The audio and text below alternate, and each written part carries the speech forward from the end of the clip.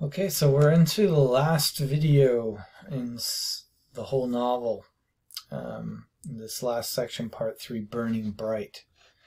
So we left off with this new redemptive nature imagery and the fact that the burning of the moon connected to the sun, connected to the stars, Montag having this leisure time now to meditate and think.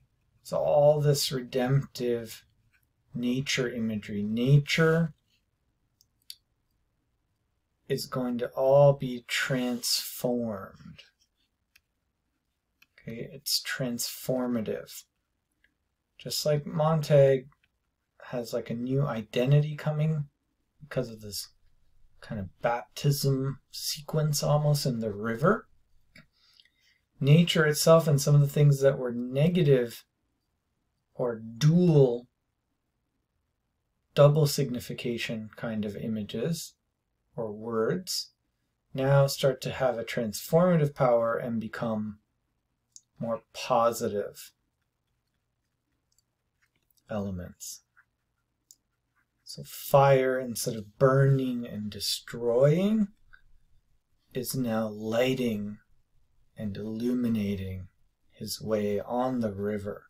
He dived into the river as all the lights from the helicopters were shining, trying to catch him, and he went under into darkness. They left. They couldn't catch him. So the river is also a place of safety. And he escaped the I guess we could say the artificial light of the helicopters, the electric light. And now he's safe, and the river is taking him gently toward a new destination, toward a new community. So the river is kind of a protector and a guide, as well as it leads him to this new destination. And so there's going to be like 2 or 3 key things that I want to point out in the last 20 pages or so. We're not going to read everything, but let's go down to page 139 as he comes to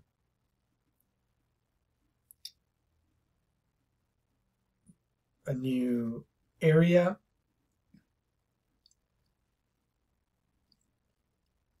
And he's followed the railroad tracks after he got off out of the river. And the railroad tracks bringing him through sort of foresty area. And half an hour later, cold and moving carefully on the tracks, fully aware of his entire body, his face, his mouth, his eyes stuffed with blackness, his ears stuffed with sound, his legs prickled with burrs and nettles. He saw the fire ahead.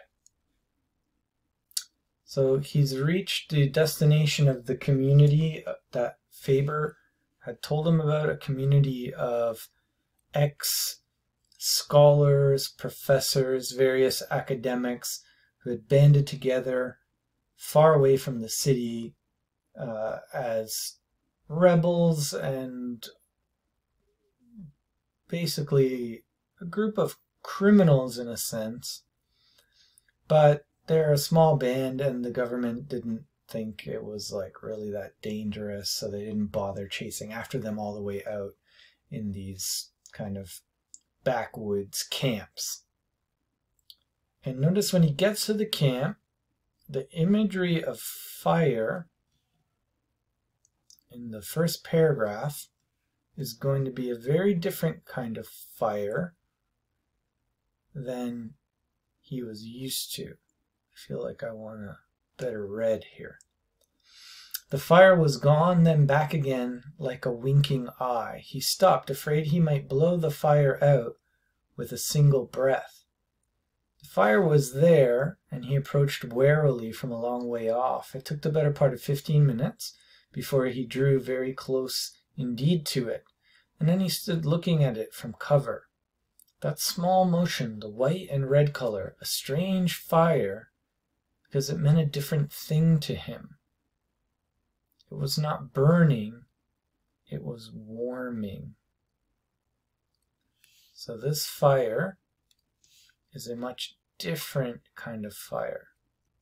Okay, it's been transformed.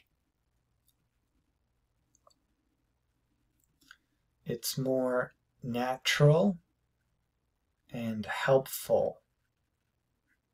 It provides warmth. It's not destructive like the fire that he's used to. This fire was warming. It's not dangerous. Why? It's contained. It's contained, it's controlled, and it's used for good purposes.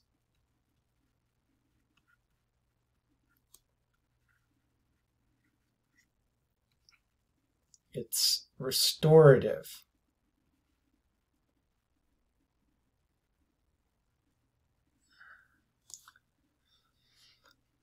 Okay, so that's a key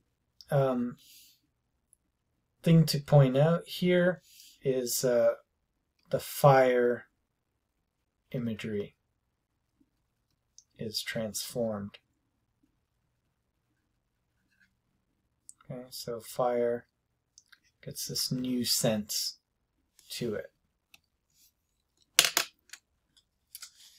Okay, and that's because at this camp they have knowledge and they know how to interpret and think, and they've contained the knowledge and they have a system for containing the knowledge. As Montag meets Granger on the next page here, 140. Okay, he's going to meet Granger and their crew and find out that these people are all outcasts and academics who have knowledge, and how they contain that knowledge actually, and their safety is by memorizing books. And he learns that many of the people there actually have entire books memorized, and that's how they've been preserving knowledge. On page 142, we see something about the media, as they say that Montag is caught on the media. So they're hearing about the chase on a screen that they're watching in their camp, and on the TV a voice cries, "There's Montag, the search is done." Well, obviously Montag is with Granger in his camp, so this is false media.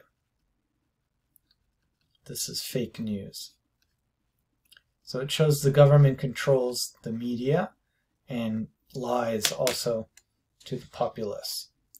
And so we don't have to go through the next few pages. It's really just a dialogue between Granger and Montag and these other guys, and he learns the background. Some of them are professors, and you know which books they've got memorized and things like that. But I just want to go to the last image that's a key image in the book, and it would be the third thing that is burning bright.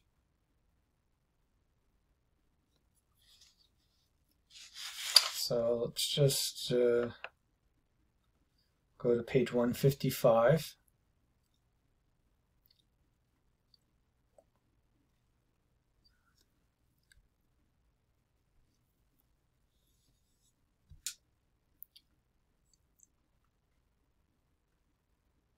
Well, I'll just mention something on 151 as well. We see that the nuclear war, the atomic bombs, were dropped on the city. So burning bright number 3 is the city.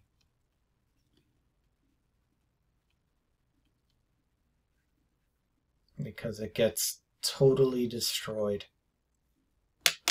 This was not to be believed. It was merely a gesture. Montag saw the flirt of a great metal fist over the far city, and he knew the scream of the jets that would follow would say after the deed, "Disintegrate, leave no stone on another, perish, die." Montag held the bombs in the sky for a single moment with his mind in his hands, reaching helplessly up to them. "Run," he cried to Faber, to Clarice, "run," to Mildred, get out of there." But Clarice, remembered, was dead, and Faber was out. There in the deep valleys of the country somewhere, the 5 a.m. bus was on its way from one desolation to another, etc. So, the first bomb struck. Montag's worried about Mildred. She's still there. But what's going to happen?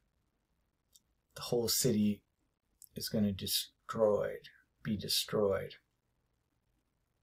And so on page 155, we see the destruction of the city. It's flat, he said a long time later. City looks like a heap of baking powder. It's gone. And a long time after that, I wonder how many knew it was coming. I wonder how many were surprised. So the city has been destroyed, and Granger makes a comment about Phoenix. So they're all kind of staring in awe. They've been flattened by the crazy blast of the atomic bomb. And Granger's like, "Phoenix? What? There was a silly damn bird called a phoenix back before Christ. Every few hundred years, he built a pyre and burned himself up. He must have been first cousin to man, but every time he burned himself up, he sprang out of the ashes. He got himself born all over again. And it looks like we're doing the same thing. Over and over, but we've got one damn thing the phoenix never had. We know the damn silly thing we just did. We know all the damn silly things we've done for 1,000 years. And as long as we know that and always have it around where we can see it, someday we'll stop making the goddamn funeral pyres and jumping into the middle of them. We'll pick up a few more people that remember every generation. He took the pan off the fire and let the bacon cool, and they ate it slowly, thoughtfully. So notice the fire is being used for something positive here, cooking. But the image of the phoenix is one of self-destruction and rebirth. The city was totally destroyed by fire. But Granger's saying it will be reborn and it will be better. Why? Because they have knowledge. They know their mistakes and they won't do this again. So that's a key symbol of the phoenix. Montag's like a phoenix too. The city's like a phoenix. The civilization's like a phoenix. It destroys itself. It burns itself up. Fire is purifying, and out of the ashes rises a new creature. Rebirth.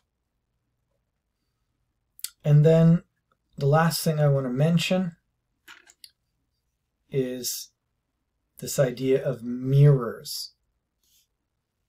So Granger is saying we're doing, when they ask us what we're doing, you can say we're remembering. So they're memorizing text, they're memorizing literature to preserve it, but they're remembering the past.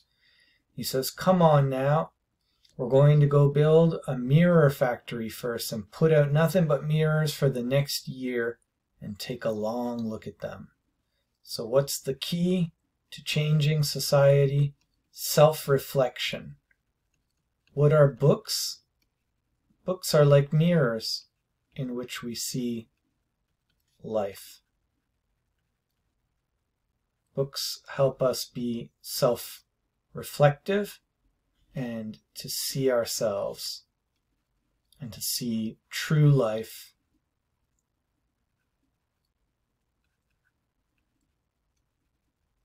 in them. And that's it. We made it to the end. Congrats.